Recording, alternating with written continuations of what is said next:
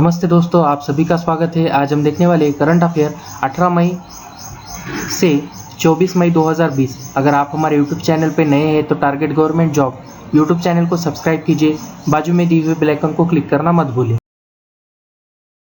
किस राज्य सरकार ने हाल ही में राज्य में सफल उत्पादन प्रोत्साहित करने के लिए राजीव गांधी किसान न्याय योजना शुरू करने का फैसला किया है? इसका सही उत्तर है छत्तीसगढ़।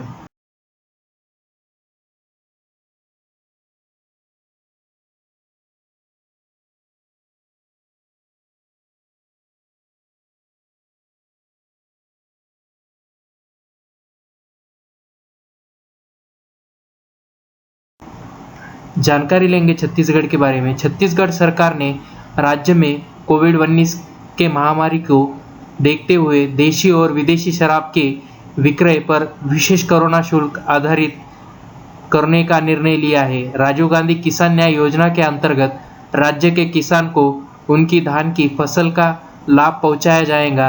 इस योजना के तहत छत्तीसगढ़ के किसानों को धान के समर्थन मूल्य के अंतर की राशि का लाभ मुहैया कराया जाएगा। राज्य सरकार के मुताबिक किसान न्याय योजना के द्वारा किसानों की आय में भी बढ़ोतरी होगी, जिससे गरीबी के स्तर में कमी आएगी। वित्त मंत्री निर्मला सीतारमण के अनुसार शहरों से गांव की ओर जा रहे मजदूर प्रवासी को रोजगार की कमी ना हो, इसलिए मनरेगा जो है वो बजट कितने करोड़ रुपए बढ़ा दिया गया है? इसका सही उत्तर है 40,000 करोड़ रुपए। केंद्रीय वित्त मंत्री निर्मला सीतारमण ने बताया कि ग्रामीण क्षेत्रों में रोजगार की योजना मनरेगा यानी महात्मा गांधी नेशनल रोजगार गारंटी एक्ट के बजट में बड़ा इजाफा किया है। कि वित्त मंत्री ने कहा है कि मनरेगा का बजट 40,000 करोड़ रुपए बढ़ा दिया गया है। इसके पहले मनरेगा का बजट 61,000 करोड़ था, अब बजट में 40,000 करोड़ रुपए का इजाफा कर दिया है। इसका सीधा फायदा श्रमिकों को मिलेगा। केंद्रीय वित्त मंत्री ने बताया कि मजदूरों को उनके गृह राज्यों तक पहुंचने के लिए 85% तक खर्च केंद्र सरकार दे रही है। केंद्रीय रक्षा मंत्री राजनाथ सिंह ने हाल ही में घरेलू रक्षा और एयरोस्पेस के लिए कितने करोड़ रुपए की योजना को मंजूरी दे दी है? इसका सही उत्तर है 400 करोड़ रुपए। इन केंद्रों में देश में विकसित और निर्मित सैन्य यानी हार्डवेयर उपकरणों का परीक्षण किया जाएगा। रक्षा उपकरण परीक्षण योजना यानी DTIS का मुख्य उद्देश्य देश में रक्षा एवं हवाई क्षेत्रों में उत्पादन को बढ़ावा देना है। बयान के मुताबिक यह योजना 5 साल की अवधि के लिए है और इस योजना के दौरान निजी उद्योग को साझेदारी से 6 से 8 नए परीक्षण केंद्र स्थापित किए जाएंगे। रक्षा मंत्रालय ने आगे बताया है कि इन योजनाओं को सरकार अनुदान के रूप में 75% की राशि देगी और बाकी 25% की लागत निजी उद्योग और राज्य सरकारों की ओर से दी जाएगी। पद्म भूषण पुरस्कार से सम्मानित और किस देश के राष्ट्रीय प्रोफेसर अनुसुज्जीमान का 83 वर्ष की उम्र में निधन हो गया है? इसका सही उत्तर है बांग्लादेश। भारत ने उन्हें बांग्ला साहित्य एवं शिक्षा के क्षेत्र में उनको विशिष्ट योगदान देखते हुए उन्हें पद्म भूषण से सम्मानित किया गया था। उन्हें वर्ष 2015 में साहित्य में उनको योगदान के लिए बांग्लादेश सरकार द्वारा सर्वोच्च नागरिक सम्मान यानी स्वाधीनता पुरस्कार से सम्मानित किया गया था। प्रोफेसर अनीसुज्जमान को साल 2018 में बांग्लादेश सरकार द्वारा राष्ट्रीय प्रोफेसर के रूप में नामित भी किया गया था। हाल ही में भारत सरकार, पश्चिम बंगाल सरकार और विश्व बैंक के मध्य पश्चिम बंगाल के दामोदर घाटी कमान क्षेत्र में सिंचाई सेवाओं को तथा बाढ़ प्रबंधन के लिए कितने मिलियन डॉलर का ऋण का समझौते पर अनुबंध किया गया है? इसका सही उत्तर है 145 मिलियन डॉलर।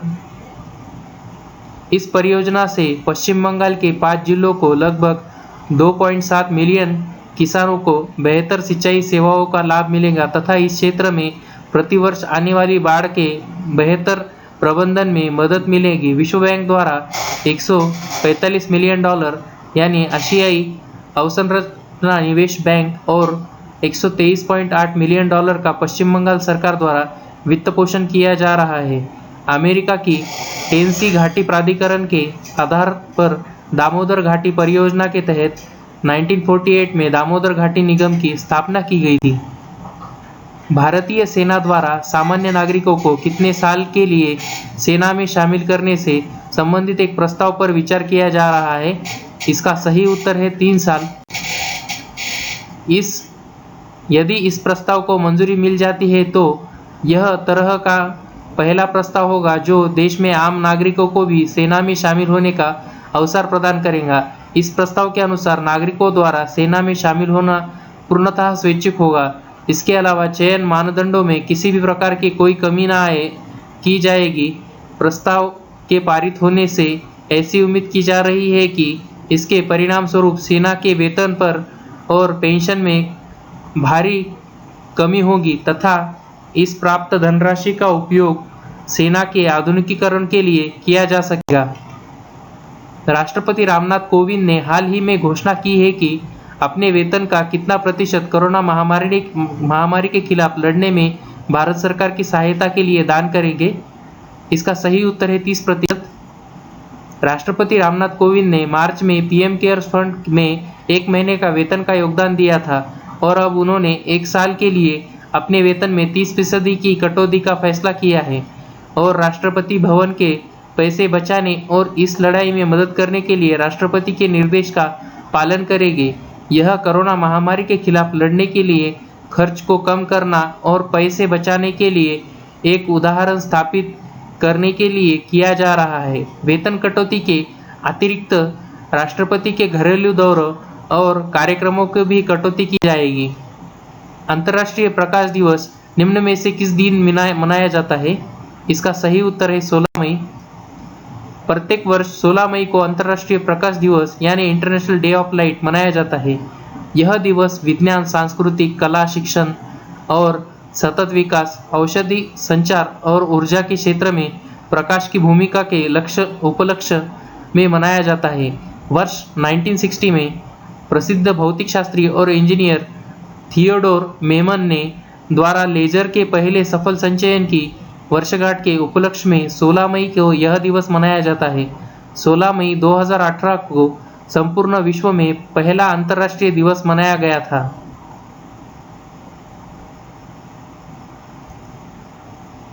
हाल ही में प्रधानमंत्री उज्ज्वला योजना के कितने वर्ष पूरे हुए हैं?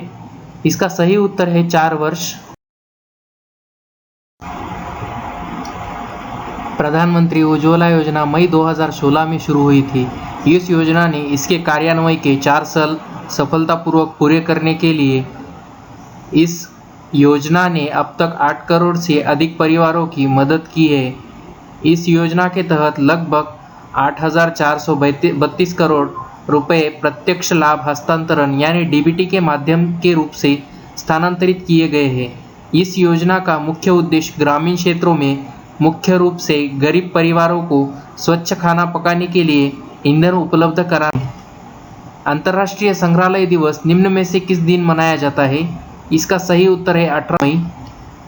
समाज में संग्रहालय की भूमिका के बारे में जागरूकता बढ़ाने के लिए हर साल 18 मई को अंतर्राष्ट्रीय संग्रहालय दिवस मनाया जाता है।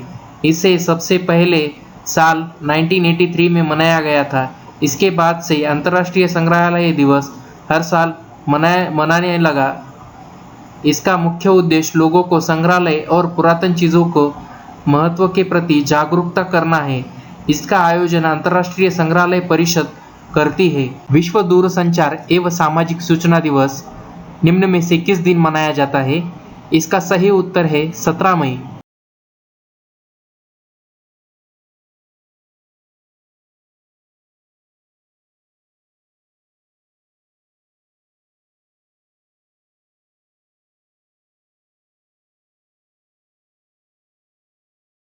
हर साल 17 मई को विश्व स्तर पर विश्व दूरसंचार एवं सामाजिक सूचना दिवस यानी world telecom and information society day मनाया जाता है। विश्व दूरसंचार एवं सामाजिक सूचना दिवस को मनाने का मुख्य उद्देश्य उन संभावनाओं को तलाशने के बारे में जागरूकता बढ़ाने में मदद करना है जो इंटरनेट और अन्य सूचना और संचारण प्रौद्योगिकियों यानी ICT के इस्तेमाल से समाज और अर्थव्यवस्थाओं को आगे ले जा सकता है। किस राज्य सरकार ने कोरोना वायरस महामारी के मद्देनजर राज्य के सभी जिलों में IPC धारा 144 3 महीने के लिए बढ़ा दी है? इसका सही उत्तर है छत्तीसगढ़। छत्तीसगढ़ सरकार ने छत्तीसगढ़ राज्य में कोरोना वायरस के बढ़ते मामले को देखते हुए CRPC की धारा 144 की अवधि अगले 3 महीने तक के लिए बढ़ा दी गई है। राज्य के सभी जिला कलेक्टरों ने वर्तमान स्थिति में कोरोना वायरस फैलने की आशंका जताई है। छत्तीसगढ़ सरकार ने बताया कि राज्य में संक्रमण से बचाव के लिए सभी जिलों को निषेधाज्ञा अवधि धारा 144 को 3 महीने तक बढ़ाने का फैसला किया है। वहीं छत्तीसगढ़ सरकार ने कोरोना वायरस संक्रमण को देखते हुए राज्य के सभी रेस्टोरेंट, होटल और बार को 31 मई तक बंद रखने का भी फैसला किया। विश्व स्वास्थ्य संगठन यानी WHO की 73वीं 2 दिवसीय वार्षिक विश्व स्वास्थ्य सभा का आयोजन किस शहर में किया जा रहा है? इसका सही उत्तर है जिनेवा। विश्व स्वास्थ्य सभा में कोविड-19 से संबंधित मुद्दों पर निष्पक्ष जांच हेतु मसौदा प्रस्ताव पेश किया गया है। भारत ने विश्व स्वास्थ्य सभा में कोविड-19 से संबंधित जांच हेतु यूरोपीय संघ और ऑस्ट्रेलिया के नेतृत्व में 62 देशों के गठबंधन का समर्थन किया है। इन 62 देशों में बांग्लादेश, कनाडा, रूस, इंडोनेशिया, दक्षिण अफ्रीका, तुर्की, ब्रिटेन और जापान जैसे देश शामिल है। विश्व स्वास्थ्य सभा सदस्य राष्ट्र को प्रतिनिधित्व करने वाले प्रतिनिधियों से बना है। विश्व स्वास्थ्य सभा की बैठक नियमित वार्षिक सत्र और कभी-कभी विशेष सत्रों में भी आयोजित की जाती है। राष्ट्रीय डेंगू दिवस निम्न में से किस दिन मनाया जाता है? इसका सही उत्तर है 16 मई। 16 मई को हर साल स्वास्थ्य और परिवार कल्याण मंत्रालय द्वारा डेंगू दिवस मनाया जाता है। इस दिवस को मनाने का मुख्य उद्देश्य डेंगू के बारे में जागरूकता प्रसारित करना, निवारक कार्यवाही की पहल और रोग को संचारण वाले मौसम के सप्ताह होने तक डेंगू को नियंत्रित करना है। डेंगू होने पर व्यक्ति को तेज बुखार, शरीर में दर्द, आंखों में दर्द और त्वचा में चकत्ते जैसे लक्षण हो सकते हैं। डेंगू दुनिया के कई हिस्सों में तेजी से उभरता हुआ वायरल बीमारी है। डेंगू के वायरस का मुख्य वाहक एडिस एजिप्टी मच्छर होता है। भारत सरकार कोविड-19 के कारण प्रभावित हो रहे शैक्षणिक वर्ष को सुचारू रूप से चलाने के लिए किस कार्यक्रम की शुरुआत करने की घोषणा की है? इसका सही उत्तर है प्रधानमंत्री ई-विद्या। इसके अंतर्गत 12 डायरेक्टर टू होम यानी DTH चैनल, 12वीं तक प्रत्येक वर्ग के लिए एक चैनल छात्रों को घर में ही पाठ्यक्रम वीडियो उपलब्ध कराएगा, जबकि देश के शीर्ष 100 उच्च शिक्षा संस्था नए ऑनलाइन पाठ्यक्रम की शुरुआत करेंगे। लॉकडाउन के अवधि के दौरान इन चैनलों पर लाइव इंटरैक्टिव सेशन के प्रसारण के लिए प्रावधान भी किए गए हैं, जिनमें स्काइप के माध्यम से विषय एवं परामर्श विशेषज्ञ शामिल किए जाएंगे। इन चैनलों की छात्रों तक पहुंच बढ़ाने के लिए भारत सरकार ने मानव संसाधन विकास मंत्रालय ने निजी DTH ऑपरेटर जैसे टाटा स्काई एवं एयरटेल के साथ भी समझौता किया है। किस राज्य ने हाल ही में स्टार्टअप को बढ़ावा देने के लिए साइबरस्पेस एक्सीलरेटर लॉन्च किया है? इसका सही उत्तर है कर्नाटक। कर्नाटक राज्य सरकार ने 21 स्टार्टअप को बढ़ावा देने के लिए साइबरस्पेस एक्सीलरेटर लॉन्च किया है। कर्नाटक के centre of excellence of cyber security यानी CSCOE ने भारत में स्टार्टअप के लिए पहला साइबर सुरक्षा एक्सीलरेटर शुरू किया है। राज्य सरकार का मानना है कि बाजार में परिपक्वता भी कमी और कुशल प्रतिभा की भी अनुपलब्धता के कारण भारत में साइबर सुरक्षा स्टार्टअप की विशेष चुनौतियों का सामना करना पड़ता है। विशेष ऑफ एक्सीलेंस का मुख्य उद्देश्य साइबर सहयोग, उभरते कौशल्य अंतराल, साइबर जागरूकता को उभरते प्रौद्योगिकी क्षेत्र में जागरूकता और बढ़ावा, नवाचार के लिए साइबर सुरक्षित और अनुकूलता वातावरण को बढ़ावा देना, यह इसका उद्देश्य है। विश्व उच्च रक्तचाप दिवस यानी वर्ल्ड हाइपरटेंशन डे निम्न में से किस दिन मनाया जाता है? इसका सही उत्तर है 17 मई। 17 मई को हर साल दुनिया भर में विश्व उच्च रक्तचाप दिवस मनाया जाता है।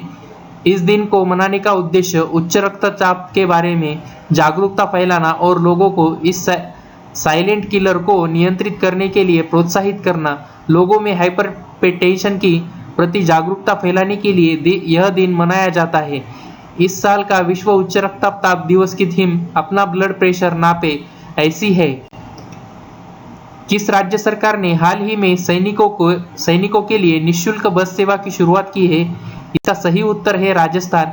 सशस्त्र सेनाओं को शौर्य चक्र प्राप्त करने वाले राजस्थान के मूल सैनिकों को रोडवेज की बसों में निःशुल्क यात्री सुविधा मिलेगी। इन राजस्थान के मूल के 770 जवानों को रोडवेज की सभा श्रेणी में बसों में निःशुल्क यात्रा की सुविधा मिल सकेगी। इन सैनिकों के अदम्य साहस, समर्पण और बलिदान को देखते हुए राजस्थान के मुख्यमंत्री अशोक गहलोत जी ने इसका इस संबंध में प्रस्ताव को मंजूरी दी है। हाल ही में बेंजामिन नेतन्याहू कितनी बार इजराइल के पंतप्रधान बने हैं? इसका सही उत्तर है 5 बार। बेंजामिन नेतन्याहू ने जुलाई 2019 में कोविड में बेन गुरियन को पीछे छोड़ते हुए इजराइल के सबसे ज़्यादा समय तक पंतप्रधान उपलब्धि हासिल की है। बेंजामिन नेतन्याहू 1996 में पहली बार इजराइल के पंतप्रधान बने थे। साल 2005 में नेतन्याहू लिकड़ाऊ पार्टी के अध्यक्ष बने और फिर 2009 में दोबारा पंतप्रधान बने। बेंजामिन नेतन्याहू ने 5वीं बार इजराइल के पंतप्रधान पद का संभाल किया है। हाल ही में किस देश में वैज्ञानिक ने सुपर अर्थ की खोज की है? इसका सही उत्तर है न्यूजीलैंड। न्यूजीलैंड के वैज्ञानिकों ने हाल ही में सुपर अर्थ की खोज की है। इस ग्रह पर मानव जीवन के लिए आवश्यक परिस्थितियां मौजूद है। सुपर अर्थ उन चुनिंदा ग्रहों में से एक है जो पृथ्वी के आकार और परिक्रमा दूरी के समान है। नासा के अनुसार सुपर अर्थ जैसे ग्रहों को होना हमारी गैलेक्सी में आम है। इस तरह के ग्रह हमारी पृथ्वी को 10 गुना। निम्नलिखित में से किस देश ने ओडिशा और पश्चिम बंगाल में टकराने वाले चक्रवात का नाम अम्फान रखा है? इसका सही उत्तर है थाईलैंड।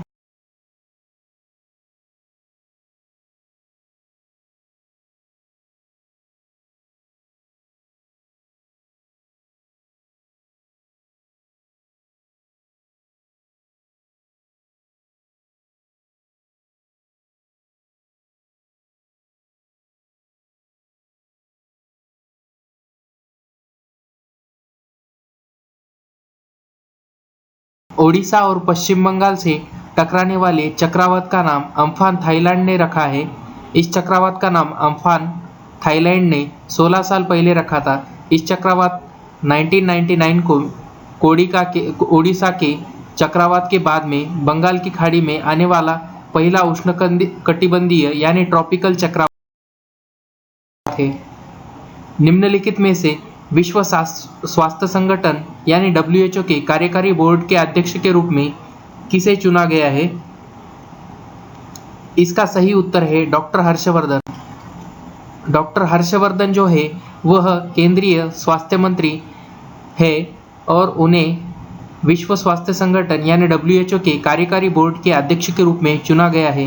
वह 22 मई को जापान के डॉक्टर हिरोकी नाकाटानी के जो उत्तराधिकारी है उनका पदभार संभालेंगे। WHO के कार्यकारी बोर्ड में वर्तमान में 34 सदस्य हैं। उत्तर प्रदेश के जेवर में नोएडा अंतर्राष्ट्रीय एयरपोर्ट के बनाने के लिए निम्नलिखित में से किस देश की कंपनी को केंद्रीय गृह मंत्रालय ने स्वीकृति दे दी है? इसका सही उत्तर है स्विट्जरलैंड। केंद्रीय गृह मंत्रालय ने जेवर में नोएडा इंटरनेशनल एयरपोर्ट को विकसित करने के लिए स्विस फॉर्म जूरियस एयरपोर्ट इंटरनेशनल एजी को सुरक्षा मंजूरी दे दी है। 5000 हेक्टेयर में फैले हुए पूरे प्रोजेक्ट को 29,000 करोड़ रुपए खर्च होंगे। यह दिल्ली के इंदिरा गांधी अंतर्राष्ट्रीय हवाई अड्डे और गाजियाबाद के हिंडन हवाई अड्डे के बाद राष्ट्रीय राजधानी क्षेत्र में तीसरा हवाई। किस राज्य की दिबांग घाटी में प्रस्तावित 3097 मेगावाट की एटलिन जल विद्युत परियोजना की वजह से जैव विविधता पर पड़ने वाली प्रभाव को लेकर पर्यावरण कार्यकर्ता इस परियोजना को रद्द करने की मांग कर रहे हैं। इसका सही उत्तर है Arunachal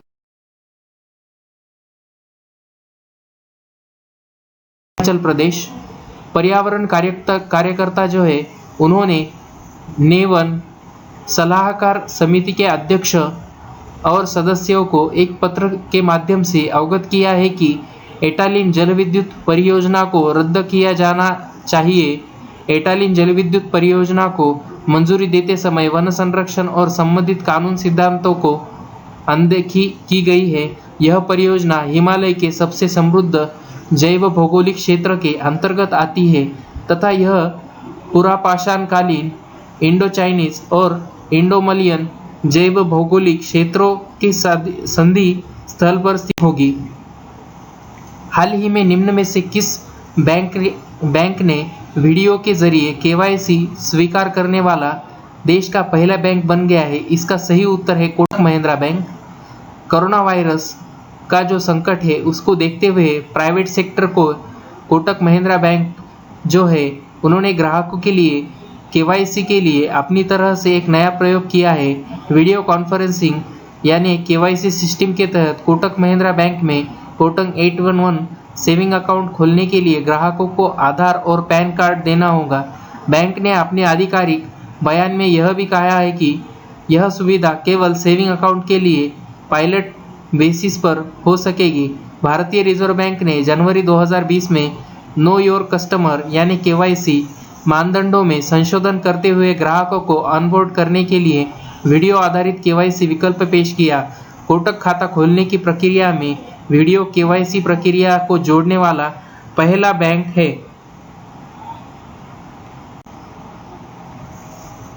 zoological survey of India ने उभयचरों की 20 प्रजातियों को गंभीर रूप से लुप्तप्राय और कितने को लुप्तप्राय के रूप में सूचीबद्ध किया है?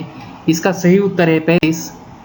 जूलॉजिकल सर्वे ऑफ इंडिया ने अपनी वेबसाइट पर भारतीय उभयचरों की एक अद्यतन सूची पोस्ट की है जिसमें 20 प्रजातियों को गंभीर रूप से लुप्तप्राय और 35 को लुप्तप्राय के रूप में सूचीबद्ध किया है। गंभीर रूप से संकटग्रस्त उभयचरों में केरल, महाराष्ट्र और कर्नाटक के पश्चिमी घाटों में पाए जाने वाले मेंढक की कुछ प्रजातियां और उत्तर पूर्व की कुछ पहाड़ियों में शामिल है। नाबार्ड ने हाल ही में खरीफ और प्री मानसून संचलन के लिए कितने करोड़ रुपए का फंड जारी किया है? इसका सही उत्तर है 20,500 करोड़ रुपए। National bank of agriculture and rural development यानी नाबार्ड ने 20,500 करोड़ रुपए जारी किए हैं। यह फंड सहकारी बैंकों और क्षेत्रीय ग्रामीण विकास बैंकों यानी आरआरबी के लिए फ्रंट लोडिंग संसाधनों के रूप में कार्य करेगा। खरीफ संचलन में किसान को मदद करने और उनकी प्री मानसून तैयारी के लिए यह धनराशि जारी की गई है। आवंटित राशि में से 15,200 करोड़ रुपए सहकारी बैंकों के माध्यम से और 5,300 करोड़ रुपए आरआरबी के माध्यम से प्रदान किए जाएंगे। हाल ही में किस देश ने फलस्तीनी शरणार्थियों के लिए आर्थिक सहायता का योगदान किया है? इसका सही उत्तर है भारत।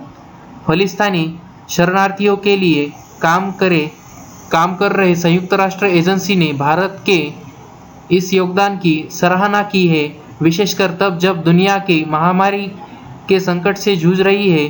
भारत सरकार ने संयुक्त राष्ट्र रिलीफ फंड वर्क एजेंसी यानी UNRWA को $2 मिलियन की सहायता मुहैया कराई है।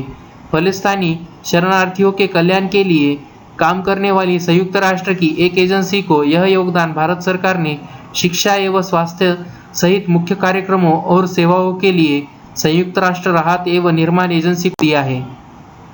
विश्व मधुमक्खी दिवस निम्न में से किस दिन मनाया जाता है? इसका सही उत्तर है 20 मई। मधुमक्खियों के महत्व के बारे में जागरूकता फैलाने के लिए उन्हें खतरों से बचाने के लिए हर साल 20 मई को मधुमक्खी दिवस मनाया जाता है। यह खास दिवस आधुनिक मधुमक्खी पालन की तकनीकी का नेतृत्व करने वाले एंटोन जंसा के जन्मदिन के उपलक्ष्य में मनाया जाता है। मधुमक्खियां सबसे बड़ी परागण होती है। वे वर्तमान में निवेश के नुकसान परजीवी बीमारियों और कृषि कीटनाशकों के कारण खतरे में है। किस राज्य से गुजरने वाले प्रवासी श्रमिकों के लिए चरण पादुका अभियान शुरू किया है? इसका सही उत्तर है मध्य प्रदेश। मध्य प्रदेश द्वारा राज्य में पैदल चल रहे प्रवासी मजदूरों के लिए चरण पादुका नाम का अभियान शुरू किया है। इस अभियान के अंतर्गत नंगे पांव जा रहे मजदूरों को जूते और चप्पल दिए जाएंगे ताकि उनके दर्द को कुछ कम किया जा सके। चरण पादुका अभियान मध्य प्रदेश पुलिस द्वारा चलाया जा रहा है। चप्पल प्रदान करके प्रवासी श्रमिकों की सहायता की जा रही है। भारत सरकार प्रवासी श्रमिकों को उनके घर कस्बे में लौटने में मदद करने के लिए भारतीय वायुसेना यानी IAF ने कितने करोड़ रुपए की 3 बड़ी अधिग्रहण परियोजनाओं को रोकने का निर्णय लिया है? इसका सही उत्तर है 8,000 करोड़ रुपए।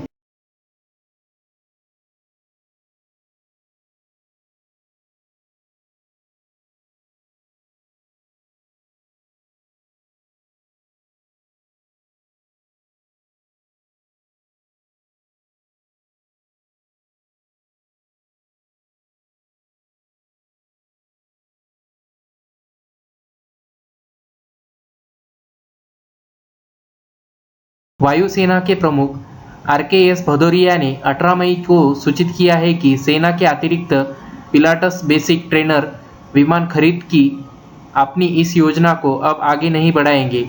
अतिरिक्त हैक यानी ट्रेनर विमान खरीदने की भी योजना थी, लेकिन फिलहाल इस खरीद को रोक दिया गया है। एक अन्य जगुआर री-इंजीनियरिंग योजना भी जो पूरी तरह से आयात पर निर्भर थी, लेकिन वायुसेना ने इस परियोजना को भी रोकने का फैसला किया है। इस योजना के तहत जगुआर लड़ाकू विमान को अमेरिका के हनीवेल कॉरपोरेशन के नए इंजन से लेस किया जाना था। विश्व बैंक और भारत सरकार ने हाल ही में कितने मिलियन डॉलर का समझौते पर हस्ताक्षर किया है? इसका सही उत्तर है 750 मिलियन डॉलर। विश्व बैंक ने भारत के कोविड-19 सामाजिक सुरक्षा प्रतिक्रिया कार्यक्रम में तेजी लाने के लिए $1 बिलियन की सहायता का आश्वासन दिया था। इसका मुख्य उद्देश्य कोविड-19 महामारी के कारण प्रभावित होने वाले कमजोर परिवारों की सुरक्षा करना है। इस कार्यक्रम ने भारत के प्रति विश्व बैंक की कुल प्रतिबद्धता को $1 बिलियन को बढ़ाकर $2 बिलियन कर दिया है। विश्व बैंक ने अप्रैल 2020 में $1 बिलियन के वित्तीय समर्थन की घोषणा की थी। भारत ने फिलिस्तीनी शरणार्थियों के कल्याण हेतु को काम करने वाली संयुक्त राष्ट्र की राहत और निर्माण एजेंसी को कितने मिलियन अमेरिकी डॉलर की सहायता राशि प्रदान की है? इसका सही उत्तर है $2 मिलियन। यह सहायता कोरोना वायरस संकट की परिस्थिति के दौरान शिक्षा और स्वास्थ्य सहित संयुक्त राष्ट्र राहत और निर्माण एजेंसी के प्रमुख कार्यक्रमों और सेवाओं के लिए दी गई है। संयुक्त राष्ट्र राहत और निर्माण एजेंसी यानी UNRWA के अपनी बुनियादी सेवाओं को संचालित करने के लिए भारत ने समर्थन की सराहना के यह सहायता ऐसे समय की जा रही है जब पूरी दुनिया कोविड-19 महामारी द्वारा उत्पन्न चुनौतियों का सामना कर रहे हैं। भारतीय इस्पात संघ यानी इंडियन स्टील एसोसिएशन ने हाल ही में किसे अपना नया अध्यक्ष नियुक्त किया है? इसका सही उत्तर है दिलीप ओमेन। भारतीय इस्पात संघ ने दिलीप ओमेन को नया अध्यक्ष नियुक्त किया है। उनका कार्यकाल तत्काल शुरू हो गया है। इससे पहले इस पद पर टाटा स्टील के CEO TV नरेंद्रन का कार्यकाल अगस्त महीने में समाप्त होने वाला था। उन्होंने उससे पहले 1 मई को अपने अध्यक्ष पद से हटाने का फैसला किया है। दिलीप ओमेन को सर्वसम्मति से 2 वर्ष के लिए अध्यक्ष चुना गया है। भारतीय इस्पात संघ को बयान में कहा है कि दिलीप ओमेन का इस्पात उद्योग में 37 साल से अधिक का अनुभव है। वह भारतीय प्रौद्योगिकी संस्था यानी IIT से खड़गपुर से पढ़े हुए हैं। किस देश के प्रधानमंत्री थॉमस थाबे ने औपचारिक रूप से अपने पद का इस्तीफा दे दिया है? इसका सही उत्तर है लेसोथो। अफ्रीकी देश के लेसोथो के पंतप्रधान थॉमस थाबे ने औपचारिक रूप से अपने पद का इस्तीफा दे दिया है। उनके खिलाफ उनकी पूर्व पत्नी ने 2017 में हत्या की केस में शामिल होने का आरोप लगाया जा रहा था। प्रधानमंत्री थॉमस थाबे ने कहा है कि उनके एक महान एक्शन के थिएटर से रिटायर होने और पब्लिक ऑफिस से छुट्टी लेने का वक्त आ गया है। 80 साल के थाबे ने काफ़ी वक्त से कह रहे थे कि वह रिटायर होने वाले हैं। उनकी जगह पर वित्त मंत्री मोक्तोसी मोहरो को पीएम होंगे। आतंकवाद विरोधी दिवस निम्न में से किस दिन मनाया जाता है? इसका सही उत्तर है 21 मई। देश में 21 मई को आतंकवाद विरोधी दिवस मनाया जाता है। इस बार यह दिवस कोरोना वायरस महामारी के बीच मनाया जा रहा है। हर साल 21 मई को मनाया जाने वाला आतंकवादी विरोधी दिवस युवाओं सहित समाज के अन्य वर्गों को आतंकवाद विरोधी शपथ दिलाई जाती है। 21 मई 1991 को तमिलनाडु के श्री पेरम्बदूर के पूर्व प्रधानमंत्री राजीव गांधी की हत्या कर दी गई थी। उनकी हत्या के बाद ही 21 मई को आतंकवाद विरोधी दिवस के तौर पर मनाने जाने का फैसला किया गया था। भारत और किस देश ने हाल ही में 5 नए बंदरगाहों और 2 नए प्रोटोकॉल मार्गों को संचालन के लिए समझौते पर हस्ताक्षर किया है? इसका सही उत्तर है बांग्लादेश। भारत और बांग्लादेश ने हाल ही में 5 नए बंदरगाहों और 2 नए प्रोटोकॉल मार्गों को संचालन के लिए समझौते पर हस्ताक्षर किया है। इससे द्विपक्षीय व्यापार को बढ़ाने में मदद मिलेगी। साथ ही में इससे नए गंतव्यों और उनके समुद्री तटीय क्षेत्रों के आर्थिक विकास को प्रोत्साहन मिलेगा। बांग्लादेश की ओर से 5 नए पोर्ट ऑफ कॉल यानी राजाशाही, सुल्तानगंज, चिलमारी, दाऊदकंडी और बहादुराबाद है, जबकि भारतीय पक्ष की ओर से ये धुलियान, माझेया, कोलाघाट, सोनामुरा और जोगीगोफा है। केंद्रीय मंत्रिमंडल ने आपातकालीन क्रेडिट लाइन गारंटी योजना यानी ECLGS के अंतर्गत कितने लाख करोड़ रुपए की अतिरिक्त राशि उपलब्ध कराने की मंजूरी दे दी है? इसका सही उत्तर है 3 लाख करोड़ रुपए। केंद्रीय सरकार ने आपातकालीन क्रेडिट लाइन गारंटी योजना यानी ECLGS के अंतर्गत 3 लाख करोड़ रुपए की अतिरिक्त राशि उपलब्ध कराने को मंजूरी दे दी है। इससे सूक्ष्म, लघु और मध्यम उद्योगों के अंतर्गत आने वाले पात्र कर्जदारों और मुद्रा योजना के अंतर्गत ऋण लेने वाले इच्छुक कर्जदारों को फायदा होगा। मंत्रिमंडल ने उधार देने वाली संस्थाओं को राष्ट्रीय ऋण गारंटी ट्रस्टी कंपनी लिमिटेड की ओर से 100% ऋण गारंटी उपलब्ध कराने का भी फैसला किया है। कोविड-19 का टीका बनाने के लिए भारत बायोटेक और किस देश के फिलाडेल्फिया स्थित थॉमस जेफरसन विश्वविद्यालय के बीच समझौता हुआ है? इसका सही उत्तर है अमेरिका। कोविड-19 का टीका बनाने के लिए भारत बायोटेक और अमेरिका के फिलाडेल्फिया स्थित थॉमस जेफरसन विश्वविद्यालय के बीच समझौता हुआ है। इस टीके का विकास जेफरसन कंपनी ने किया है। भारत बायोटेक ने यह घोषणा की है कि इस टीके को वर्तमान में निष्क्रिय हो चुके रेबीज के टीके का इस्तेमाल कर विकसित किया गया है। यह कोरोना वायरस प्रोटीन के वाहक के रूप में काम करेगा। चीन की सरकार ने हाल ही में किस देश के निर्यात पर 80% का टैरिफ लगाया है? इसका सही उत्तर है ऑस्ट्रेलिया। चीन सरकार ने हाल ही में ऑस्ट्रेलिया की निर्यात पर 80% का टैरिफ लगाया है। चीन के इस कदम से दोनों देशों के राजनीतिक संबंध बिगड़ गए हैं। चीन की इस कार्रवाई से आशंका जन्म ले रही है कि इससे शुरू होने वाला वैश्विक ट्रेड वॉर में चीन कई और देशों को भी घसीट सकता है। वायरस के प्रसार को लेकर चीन पर शुरुआत हो सकी ऐसे कई आरोप। अंतर्राष्ट्रीय जैव विविधता दिवस निम्न में से किस दिन मनाया जाता है? इसका सही उत्तर है 22।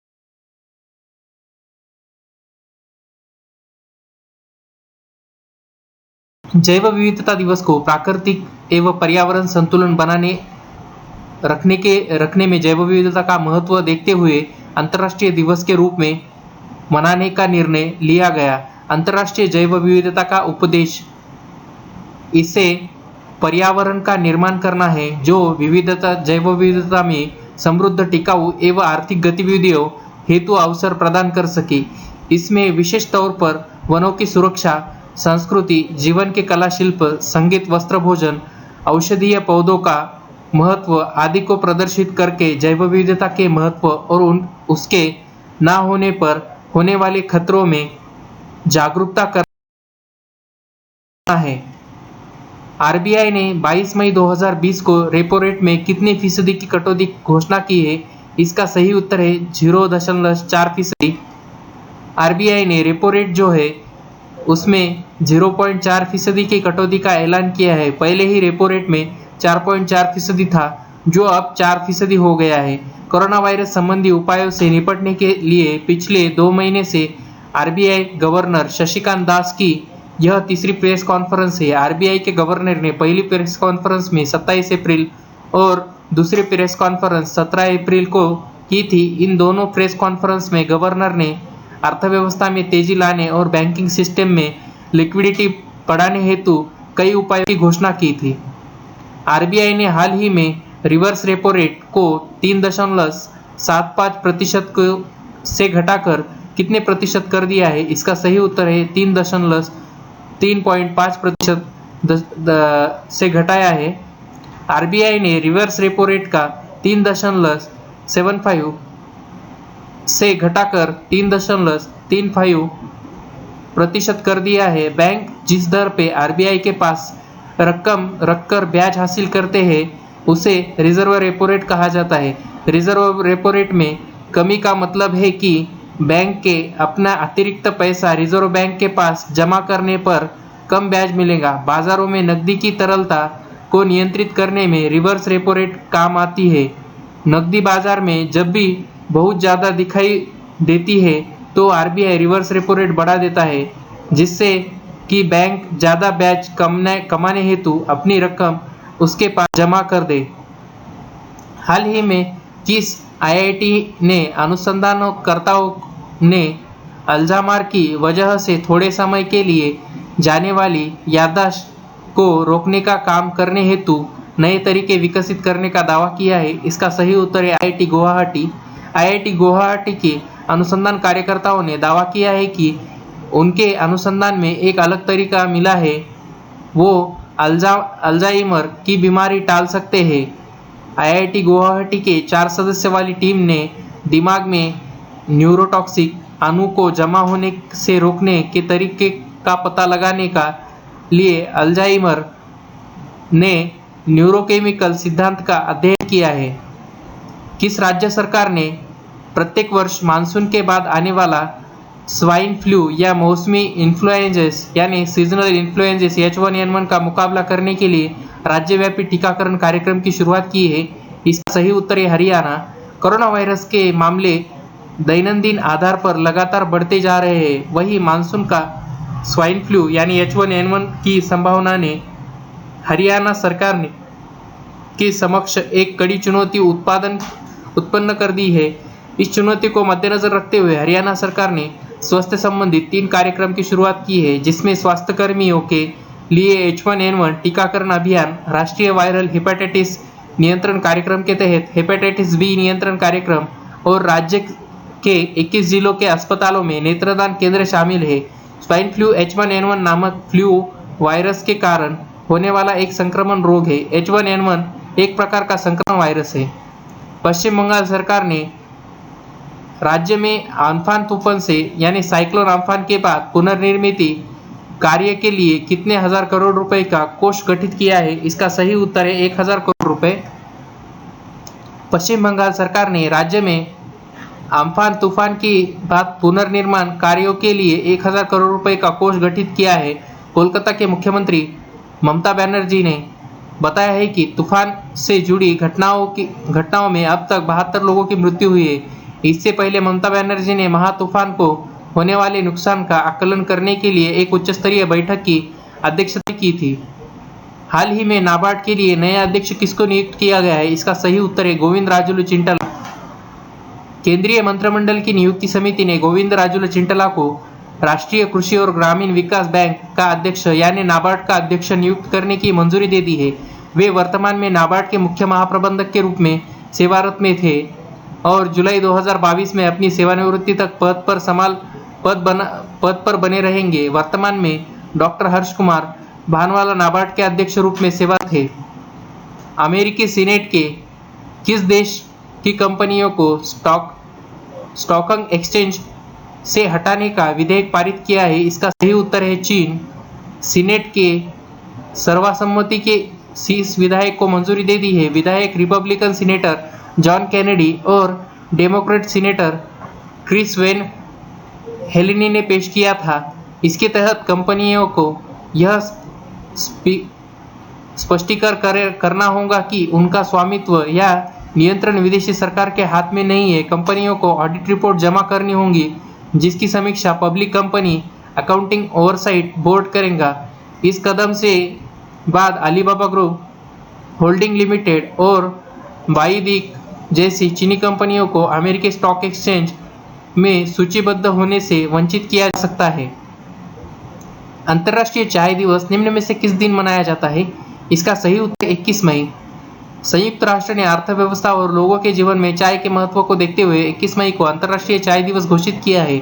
संयुक्त राष्ट्र ने चाय के औषधीय गुणों के साथ सांस्कृतिक महत्व को इसको भी मान्यता दी है। दर साल Bharat, Sri Lanka, Nepal, Vietnam, Indonesia, Bangladesh, Kenya, Malvi, Malaysia, Uganda और तंजानिया जैसे चाय उत्पादक देशों में साल 2005 से 15 दिसंबर को अंतर्राष्ट्रीय चाय दिवस मनाया जाता था, मगर साल 2015 में भारत ने संयुक्त राष्ट्र की महासभा से सिफारिश की थी कि 21 मई को अंतर्राष्ट्रीय चाय दिवस की घोषित किया जाए, जिसके बाद संयुक्त राष्ट्र ने 15 दिसंबर 2019 को 21 मई को अंतर्राष्ट्रीय चाय दिवस घोषित कर दिया है।